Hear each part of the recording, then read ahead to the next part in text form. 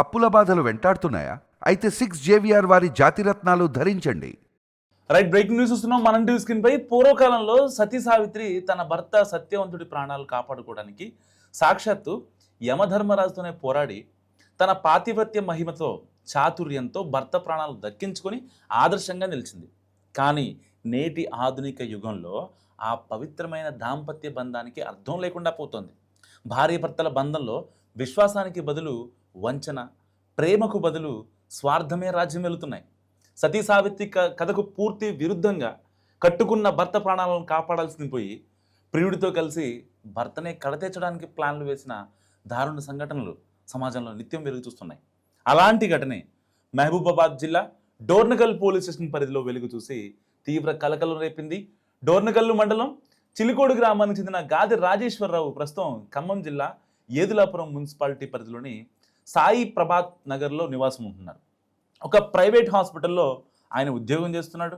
2016లో సూర్యాపేట జిల్లా మోతే మండలానికి చెందిన యువతితో అతనికి పెళ్లి కాగా ఆ దంపతులకు ఇప్పుడు 2 అమ్మాయిలు ఉన్నారు, 2 కుమార్తెలు.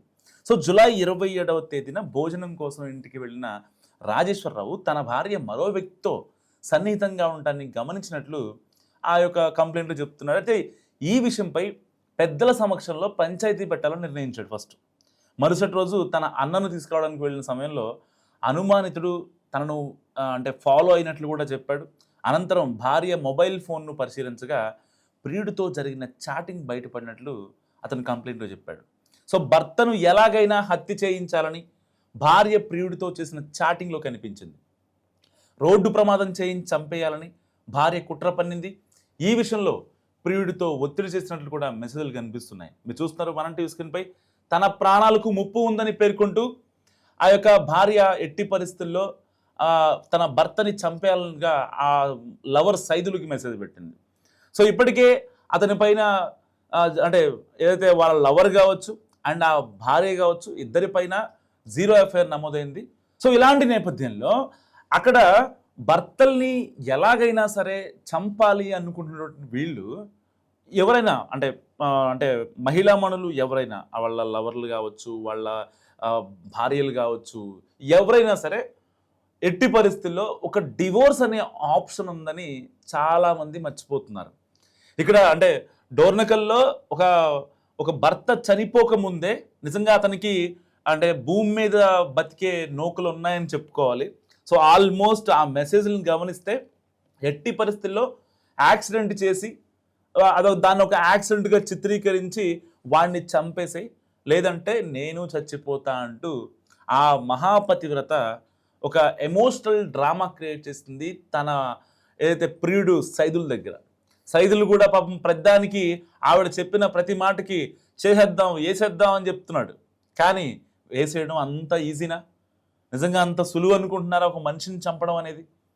నిజంగా ఒకవేళ అతనికి ఇబ్బంది అయింది, లేదంటే ఆ భార్యతో ఆ భర్త సరిగ్గా గడపట్లేదు, రాజేశ్వరరావు అనే వ్యక్తి ఆవిడకి కావాల్సిన అయితే సుఖాలు కానీ సంతోషాలు కానీ ఇవ్వలేకపోతున్నాడు, లేదు అయితే వాళ్ళ అన్న రాజేశ్వరరావు వాళ్ళ అన్న ఎప్పుడైతే వీళ్ళ ఇద్దరి మధ్యలోకి ఎంటర్ అయ్యి ఒక పంచాయతీ చేద్దాం, ఒక మాట మాట్లాడదాం, అసలు ఏం జరుగుతుందో తెలుసుకుందాం అని ఉన్నప్పుడు మరి బావగారు పరిస్థితి నాకు చాలా ఇబ్బందిగా ఉంది, ఇతనితో ఉండలేకపోతున్నా, ఒక అమ్మాయిని అతను తీసుకుంటాడు, ఒక అమ్మాయిని నేను తీసుకుంటా, ఇక్కడితో విడిపోదాం మనం అని వాళ్ళకే ఒక మాట చెప్తే ఎంత బాగుండేది. ఇప్పుడు ఎంత పరువు నష్టం. ఆల్రెడీ మీకు ఎఫ్ఐఆర్ ఉందని బయటపడింది. ఇప్పుడు అందరూ మాట్లాడుకుంటున్నారు. ఖమ్మం జిల్లా మొత్తం కోడై కూస్తుంది. తెలుగు రాష్ట్రాల్లోని ప్రజలందరికీ ఈ నయవంచకి ఈ మహాపతివ్రత చేసిన పనేంటో బయటకు వచ్చింది. ఇన్స్టాగ్రామ్లో వాట్సాప్లో ఎలా పడితే అలా మెసేజ్లు పెట్టి లేదు ఎట్టి పరిస్థితుల్లో రాజేశ్వరాన్ని చంపేసాయి అని ఏదో రాజుల దగ్గర ఉండే రాణులు హుకుం జారీ చేస్తారు కదా, అలాంటి హుకుం జారీ చేసింది ఈ నయవంచకి. మరి ఇలాంటి వాళ్ళు నిజంగా ఏం చేయాలి? ఇప్పుడు రావా మహిళా సంఘాలు? చాలామంది మహిళా సంఘాలు మాట్లాడతారు కదా, ఒక మహిళకి ఇబ్బంది జరిగిందని చెప్తే, లేకపోతే ఇంకొక మహిళకి ఏదో ఎవరో కడుపు తీసి వదిలేశారనో, అబార్షన్ చేయించారనో, ఇలాంటివి అప్పుడు మాట్లాడే మహిళా సంఘాలు ఇప్పుడు ఎందుకు రావని చెప్పి అక్కడ ఖమ్మం జిల్లా మొత్తం వాళ్ళంతా మాట్లాడుకుంటున్న పరిస్థితి. ఆల్మోస్ట్ అయితే ఈ ఇన్సిడెంట్ జరిగిన తర్వాత ఈవెన్ అక్కడ ఉన్నటువంటి ఏదైతే రాజేశ్వరరావు కాస్త అంటే కొంచెం గ్యాప్ ఉంటే అతను నిజంగా చనిపోయేవాడే. సో అతనికి భూమి మీద నూకలు ఉన్నాయి కాబట్టి బతికి బట్టగడటని చెప్పుకోవచ్చు. సో ఆ వ్యక్తి పోలీస్ స్టేషన్కి వెళ్ళడానికి ముందు వీళ్ళ ఆవిడ ఎవరైతే ఉన్నారో ఇతని మర్డర్కి ప్లాన్ చేసిన ఆ భార్య ఎవరైతే ఉన్నారో సో ఆవిడ డ్వాక్రా గ్రూపుల్లో ఉన్నారట. సో ఆ డ్వాక్రా గ్రూపుల్లో ఉంటే వాళ్ళకి సంబంధించిన మహిళా సంఘాలకి ఫస్ట్ చెప్దాం అనుకున్నారు. సో వాళ్ళకి చెప్పినా సరే మళ్ళీ ఈవిడికే సపోర్ట్ చేస్తారనే భయంతో వెంటనే డోర్నకల్ పిఎస్లో కంప్లైంట్ చేశాడు.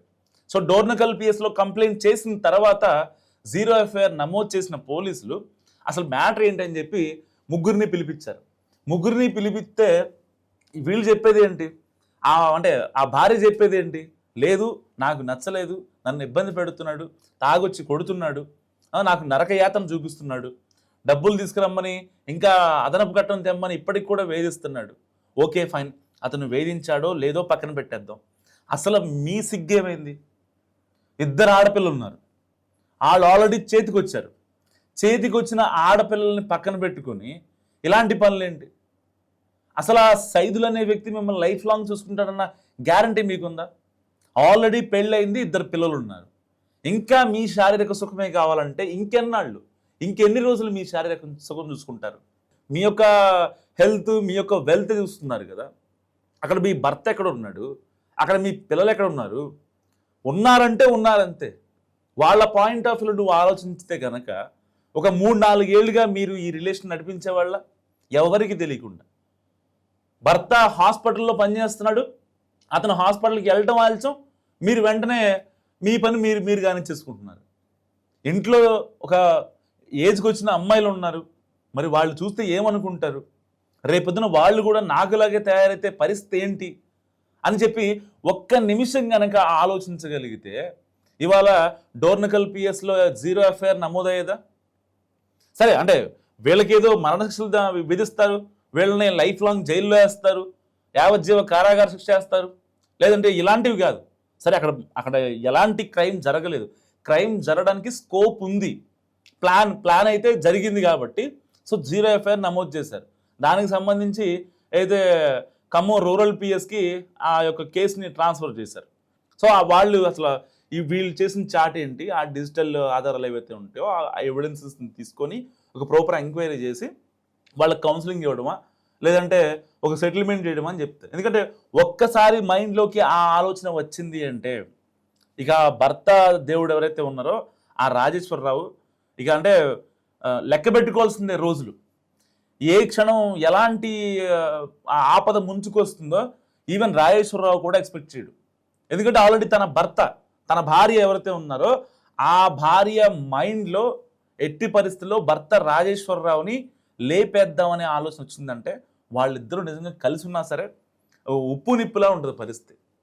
సో ఇలాంటి నేపథ్యంలో అసలు ఎందుకు చేశారని చెప్పి భర్త ఆ అమ్మాయి వాళ్ళ లవర్ ఉన్నారు కదా ఆ సైదులను అడిగితే పోలీసులు మాట్లాడితే తమదైన స్టైల్లో లేదు, ఆ అమ్మాయి చాలా ఇబ్బంది పడుతుంది, ఒక బాయ్ ఫ్రెండ్గా నేను తట్టుకోలేకపోయాను, దానికోసం నేను ఎంతకైనా వెళ్ళిపోతా, నేను పెళ్ళేం చేసుకుంటాను.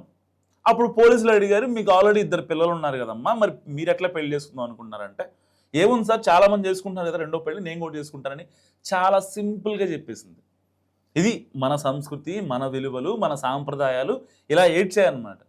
అంటే ఒక మహిళ రోడ్డు మీదకి వచ్చి నేను తప్పు చేస్తానంటే దాన్ని యాక్సెప్ట్ చేయొచ్చు ఎవరైనా. చంపేస్తానంటే కనుక మళ్ళీ ఏం మాట్లాడొద్దు వీళ్ళు.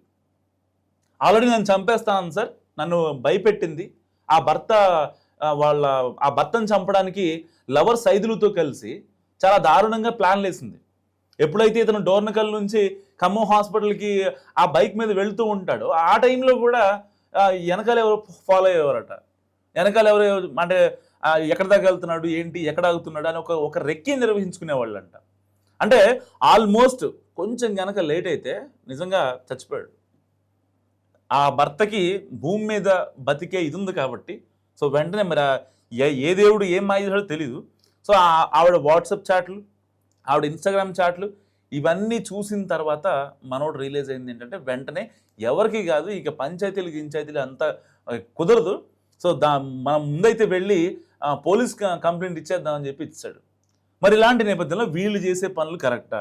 ఇలాంటప్పుడు మహిళా సంఘాలు రావాలి కదా, మరి మహిళా సంఘాలు ఎందుకు రావు? ఇలా ఈ విషయం మీద ఏ ఒక్క మహిళ కూడా మాట్లాడదు, ఏ ఒక్క మహిళా సంఘం కూడా రియాక్ట్ అవ్వదు. కానీ మరి అతను చనిపోతే పరిస్థితి ఏంటి? మరో పద్దెవుడు బలైపోయినట్టే కదా. సో ఏదేమైనప్పటికీ అంటే మహిళల మైండ్ సెట్లు అనేవి ఎవరైతే ఆంటీలుగా ఉంటారో, అంటే ఆ వర్డ్ యూజ్ చేయొచ్చో లేదో నాకు తెలియదు, బట్ ఎవరైతే పెళ్ళయి ఇద్దరు పిల్లలు ఉండి ఆంటీలుగా ఉండి ఇంట్లో చక్కదిద్దుకుంటారో ఇంట్లో సంసారాన్ని, వాళ్ళ ఇంట్లో పిల్లల్ని చూసుకునైనా సరే వాళ్ళు మారాల్సిన అవసరం ఎంతైనా ఉంది. ఇప్పటికీ కూడా వాళ్ళ శారీరకంగా సుఖం చూసుకుంటే నిజంగా అంటే ఓన్లీ కేవలం మీ శారీరక సుఖం వల్ల మీ ఎంటైర్ ఫ్యామిలీ చిన్న భిన్నం అయిపోద్ది. భర్తకి భార్యకి మధ్యలో శుతిమతులు ఉండవు, పిల్లలకి తల్లికి మధ్యలో శుతిమతులు ఉండవు, పిల్లలకి తండ్రికి మధ్యలో శుతిమతి ఉండదు, మంచి చెడులు చెప్పుకోలేరు.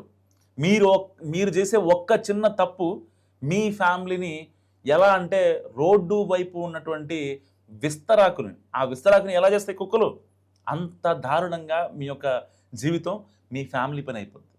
సో ఈ ఇన్సిడెంట్ గురించి మీరేమనుకుంటున్నారు మస్తు కామెంట్ చేయండి. నా పేరు రాజేశ్వరరావు, గ్రామం చిలుకోడు, మండలం డోర్నకల్, జిల్లా వరంగల్, మైబాద్.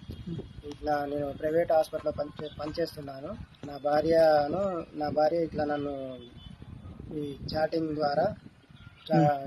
ద్వారా ఇట్లా నన్ను చంపడానికి ప్రయత్నించింది. నా భార్య భవాని మా పురిమెట్ల సైదులని చంపడానికి నన్ను ప్రయత్నించింది. అదే నేను తెలుసుకొని నన్ను నా పిల్లల్ని కాపాడాల్సిందిగా స్టేషన్లో ఫిర్యాదు ఇచ్చాను. ఎఫ్ఐఆర్ కూడా నమోదైంది, ఖమ్మం ట్రాన్స్ఫర్ అయింది. ఇదే నన్ను న్యాయం చేయాల్సిందిగా కోరుకుంటున్నాను.